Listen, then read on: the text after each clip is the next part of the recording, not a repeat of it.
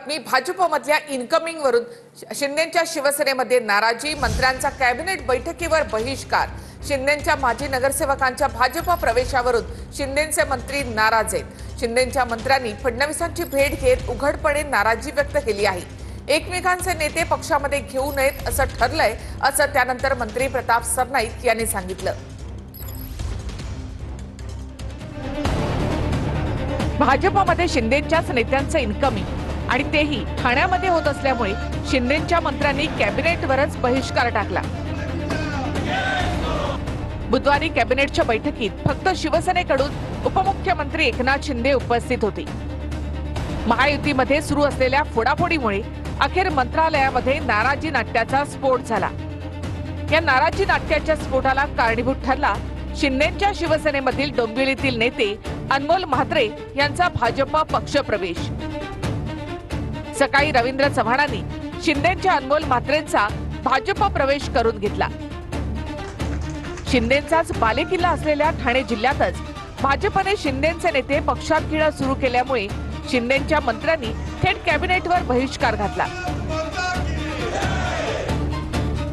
आधी उपमुख्यमंत्री शिंदेंसोबत मंत्र्यांची प्री कॅबिनेट झाली।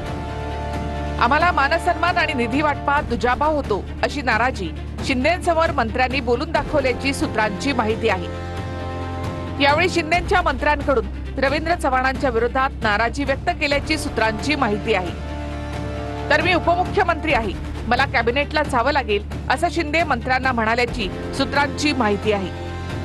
त्यानंतर उपमुख्यमंत्री शिंदे कॅबिनेटला गेले, शिंदेंचे मंत्री मात्र कॅबिनेटला गेले नाही। कॅबिनेट संपल्यावर शिंदे बाहेर पडून निघून गेले। कॅबिनेट नंतर शिंदेंचे मंत्री गुलाबराव पाटील, मंत्री शिरसाट, मंत्री सरनाईक आणि मंत्री गोगावले मुख्यमंत्र्यांच्या दालनामध्ये गेले। फडणवीस आणि मंत्र्यांच्या या बैठकीमध्ये काय झालं? शिंदेंच्या मंत्र्यांनी फडणवीसांकडे शिंदेंचे नगरसेवक आणि नेत्यांच्या भाजप प्रवेशावरून नाराजी व्यक्त केली। मात्र झालं उलटच, फडणवीसांनी या मंत्र्यांना उल्हासनगरवरून सुनावलं। उल्हासनगरमध्ये भाजपच्या 5 नगरसेवकांचा शिवसेनेमध्ये पक्षप्रवेश झाला होता। या पक्षप्रवेशावेळी उपमुख्यमंत्री शिंदे स्वतः उपस्थित होते। उल्हासनगरमध्ये सुरुवात तुम्ही केली, फडणवीसांनी मंत्र्यांना सुनावलं। तुम्ही केला तर चालवून घ्यायचं, असं चालणार नाही, फडणवीस मंत्र्यांना म्हणाले। यापुढे एकमेकांनी प्रवेश देऊ नका, फडणवीसांनी देखील मंत्र्यांना चांगलंच सुनावलं। दोन्ही पक्षांनी या गोष्टी पाळाव्यात, मुख्यमंत्र्यांनी बैठकीमध्ये हे वक्तव्य केलं। गेल्या काही दिवसांमध्ये भाजप आणि शिंदेंच्या शिवसेनेमध्ये फोडाफोडीचं जोरदार सत्र पाहायला मिळालं।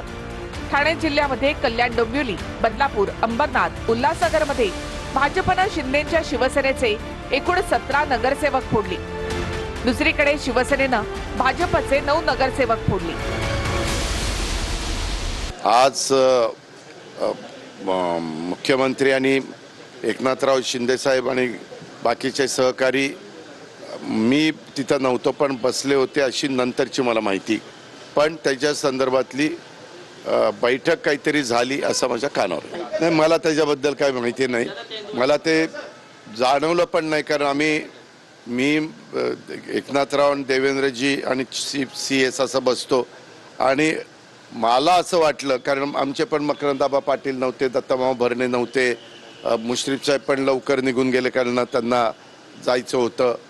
तर माझा असा समज झाला की आज छाननी आहे, मिटिंगमधनं इकडं निघून आलो आणि नंतर काही पत्रकार मित्रांनीच मला ते विचारलं की असं काही झालंय का, पण मला खरोखरीच आतमध्ये असं काही जाणवलं नाही, तर मी लगेच एकनाथरावांना विचारलं असतं। मंत्र्यांनी एखादी गोष्ट जर मुख्यमंत्र्यांना सांगण्यासाठी एकत्र गेले तर ते राज्याचे प्रमुख आहेत, त्यांच्याकडे अनेक गोष्टी आम्ही मांडू शकतो, पण कॅबिनेट आम्हाला जे काय पाहिजे, आम्हाला जे काय आवश्यक आहे हे मुख्यमंत्र्यांना सांगणार, तर कोणाला सांगणार?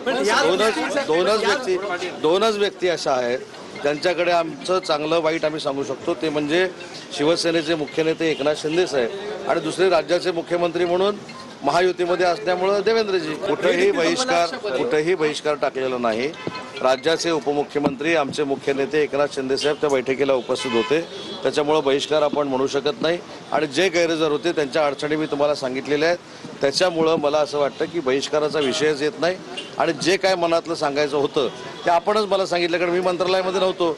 तुम्हीच मला सांगितलं की सगळ्या मंत्र्यांनी मुख्यमंत्री महोदयांना सांगितलेलं आहे. आजपासून तिन्ही पक्षांनी असं ठरवलेलं आहे की कुठल्याही महायुतीतल्या घटक पक्षानं एक दुसऱ्यांचे नेते, नगरसेवक, माजी आमदार हे कुठेही कोणी एक दुसऱ्याच्या पक्षात घेऊ नये, ही महायुतीच्या सगळ्या नेत्यांनी आज निर्णय घेतलेला आहे आणि त्या निर्णयाची अंमलबजावणी उद्यापासून होईल.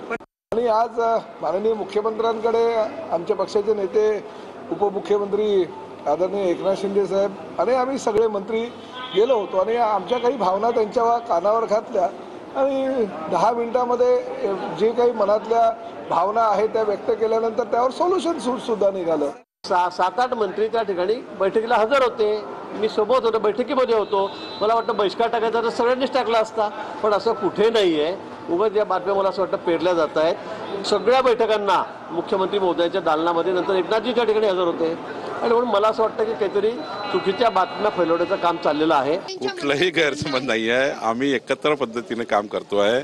महायुती मजबूत आहे, पण साधारण महायुतीचा हा धर्म जो आहे तो एकामेकांनी पाळला पाहिजे, ही गोष्ट खरी आहे.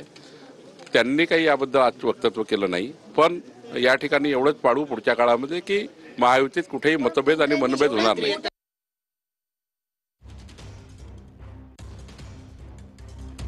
तर यावर आदित्य ठाकरे यांनी एक ट्विट केलेलं आहे. असं कळलंय की आज मिंदे टोळीच्या मंत्र्यांनी मंत्रिमंडळाच्या बैठकीवर बहिष्कार टाकला. का तर म्हणे राग आलाय, भयंकर राग मुख्यमंत्र्यांवर आणि भाजपवर. निवडणुकीमधलं जागा वाटप आणि म्हणे ह्यांचा पक्ष फोडत आहे. याला म्हणतात चोर मचाये शोर. यांच्या स्वार्थापोटी राज्य मंत्रिमंडळाच्या बैठकीवर बहिष्कार टाकणं म्हणजे महाराष्ट्राचा आणि इथल्या जनतेचा अपमान आहे. मंत्रिमंडळ बैठकात जनतेचे प्रश्न सोडवायला असतात, तुमचे रुसवे फुगवे सांभाळायला नाहीत. असं कसा चाललाय हा कारभार? महाराष्ट्रासाठी हे सगळं चिंताजनक. आज परत कोणीतरी गावी जाणार, असं ट्विट आदित्य ठाकरेंनी केलंय.